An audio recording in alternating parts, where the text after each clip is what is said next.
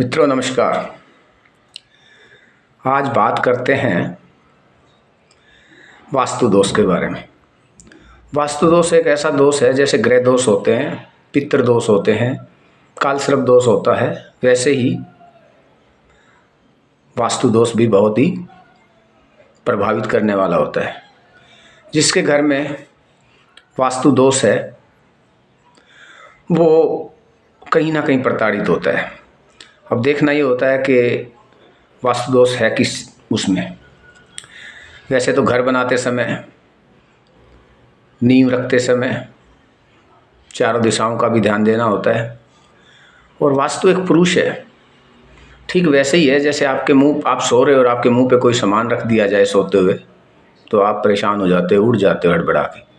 लेकिन आपके पैरों की तरफ कोई भी सामान रख दिया जाए तो आपको परेशानी नहीं महसूस होती जल्दी से। तो वैसे ही वास्तु एक पुरुष है और वास्तु दोष आदमी को बहुत प्रभावित करता है जीवन में। अब सबसे पहले आता है कि अगर हमारा ईशान कोण खराब है, यानी पूजा का स्थान उत्तर पूर्व खराब है तो वास्तु दोष होता है, तो परेशान करता है।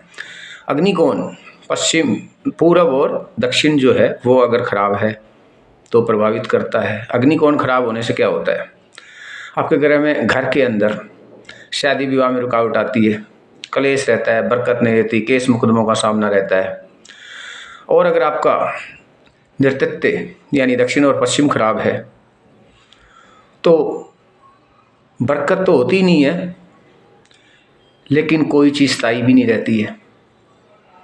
अगर आपका वायुव्य कोण यानी पश्चिम और उत्तर खराब है, उसके अंदर पानी का कोई टैंक बना रखा है नीचे या और, तो ऐसी स्थिति में भी वो होता है। अगर आपका ब्रह्म स्थान जो होता है उसमें भी अगर परेशानी है, वो भी खराब है तो भी दोष देता है। लेकिन घर के अंदर अगर वास्तु दोष है तो वो आपको प्रभावित जरूर करता है। शादी में रुकावट देगा, ठीक है, प्रगति उन्नति में रुकावट देगा, गृह क्लेश बने रहेंगे।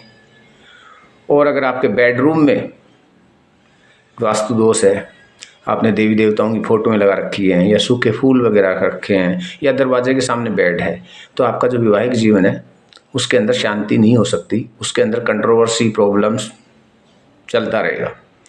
यानी दाम्पत्य सुख जो है, दाम्पत्य जीवन में बाधाएं उत्पन्न होती हैं।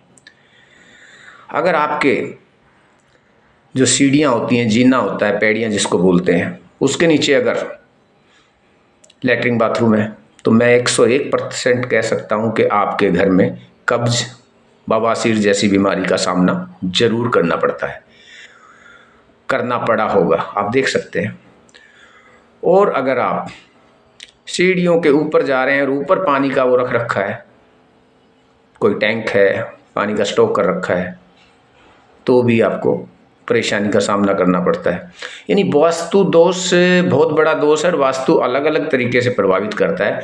और जब तक ग्रह स्थिति इंसान की सही होती है तो वास्तु या अन्य कोई भी जो परेशानियां हैं वो सामने नहीं आती। लेकिन जैसे जैसे ग्रह स्थिति बदलती है वैसे वैसे वास्तु दोष हो या और दोष हो या और जो स्थितियाँ हो वो फिर आप पे हावी हो जाती हैं। और हावी हो जाती हैं तो वो आपको परेशान करती है।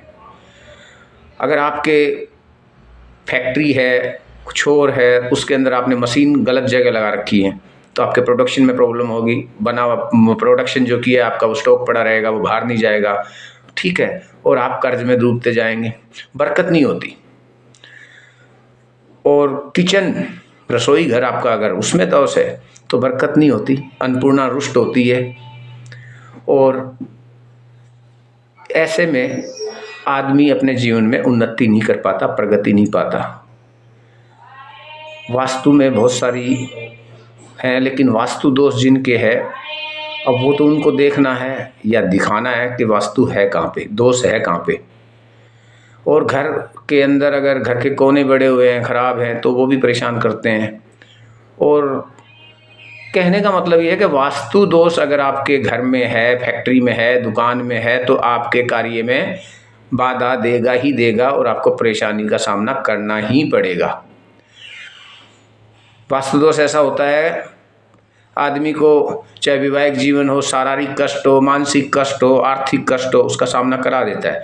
और जिस जगह होता है वहाँ तो ज़्यादा परेशानी होती है। कुछ जगह ऐसा होता है, अगर अग्नि कोण और ईशान कोण दोनों खराब है तो आपके घर से कभी बीमारी जाएगी नहीं, बीमारी सदैव आपके घर में स्थापित रहेगी। तो अगर किसी के घर में वास्तु दोष है तो उसका निवारण करिए, निवारण करवाइए और निरीक्षण कीजिए कि कहाँ पे वास्तु दोष है। दूसरी सबसे बड़ी बात ये आती है कि वास्तु दोष के कुछ छोटे छोटे उपाय भी हैं जिनको अगर आदमी करके चलता है तो मेरा अपना मानना यह है कि उससे भी कुछ फर्क पड़ता है, प्रभाव कम होता है। जैसे कि अगर आपके घर में वास्तु दोष है, 9 उंगल का स्वास्तिक, 9 उंगल का लंबा और चौड़ा स्वास्तिक बनाइए देसी घी और सिंदूर में। पूर्णमासी या मंगलवार या शनिवार के दिन उसको स्थापित कीजिए, लेकिन एक साइड में नहीं, दोनों साइड में, वास्तु दोष जिस जगह है वहाँ। और रामचरितमानस जो है उसका पाठ कीजिए महीने में एक बार, 3 महीने में एक बार, 6 महीने में एक बार या साल में एक बार, तो उससे भी वास्तु दोष पे फर्क पड़ता है। और दोष है तो आप वास्तु यंत्र स्थापित कर सकते हैं, चांदी की कील वास्तु स्थापित कर सकते हैं। और कहीं पे ऐसी भी स्थितियां आती है जहाँ पे तांबे का तार लगाने से भी वास्तु दोष दूर होता है। कहीं ऐसी स्थिति भी होती है जहाँ पे चांदी का तार लगाना पड़ता है जिससे वास्तु दोष मतलब दूर होता है। लेकिन हाँ, ये वास्तु दोष जहाँ पे है उसको अगर आप तोड़ फोड़ करते हैं तो शास्त्र बोलते हैं कि वास्तु दोष दूर नहीं होता है, वास्तु दोष खंडित हो जाता है। और जब खंडित हो जाता है तो वो और आपको प्रताड़ित करता है, ज़्यादा परेशान करता है। तो इसलिए वास्तु दोष दूर करने के लिए तोड़ फोड़ करना बिल्कुल ना करें, लेकिन इसके साथ निवारण कीजिए, छोटे छोटे उपाय वो कीजिए, या किसी वास्तु विशेषज्ञ को बुला के आप देखिए और बात उससे पता कीजिए कि कहाँ वास्तु दोष है। हाँ, और 2 बातें एक और बता देता हूँ बहुत बढ़िया, कि अगर किसी का घर नारमुखी है, नारमुखी का मतलब होता है कि पीछे से घर भिड़ा हो, संकड़ा हो, और आगे से घर चौड़ा हो, उसको बोलते हैं नारमुखी। नारमुखी अगर आपका घर है, आपकी ज़मीन है, तो आप उसमें कभी भी सफल नहीं हो सकते, बरकत नहीं हो सकती। केस मुकदमे क्या, जन हानि क्या, धन हानि क्या, सारी हानियों का सामना करना पड़ता है, यानी बरकत और प्रगति नहीं होती। दूसरी चीज़, अगर आपका गोमुखी घर है तो आप में उन्नति प्रगति बढ़ती ही जाएगी। लेकिन अगर आपकी दुकान ऐसी है, नारमुखी है, तो चाहे छोटी हो या बड़ी हो, यानी दुकान पीछे से भीड़ी हो, संकड़ी हो और आगे से चौड़ी हो, तो आप पोवारा 25 करते हैं। प्रगति, उन्नति, प्रोग्रेस आपको मतलब छूती रहती है, बढ़ती रहती है, कभी भी प्रॉब्लम और परेशानी नहीं आती। और मैं यही कहूँगा आज तो आपको कि वास्तु दोष अगर है तो आप उसका निवारण करवाइए, उस पर ध्यान दीजिए। और मेरे लायक, मेरे अनुसार कोई वो हो कार्य हो तो आप मुझे संपर्क कर सकते हैं। और जाते जाते आखिरी में ये कहूँगा कि आप मेरी इस वीडियो को लाइक करें, शेयर करें, सब्सक्राइब करें और अपने मित्रों तक शेयर करें। अगर उनको कोई ऐसी परेशानी, दिक्कत है तो वो उससे निजात पाएँ, आराम पाएँ और सफल जीवन व्यतीत करें। ठीक है, नमस्कार, जय श्री बालाजी। फिर मिलते हैं कोई नए विषय को लेके, तब तक के लिए नमस्कार।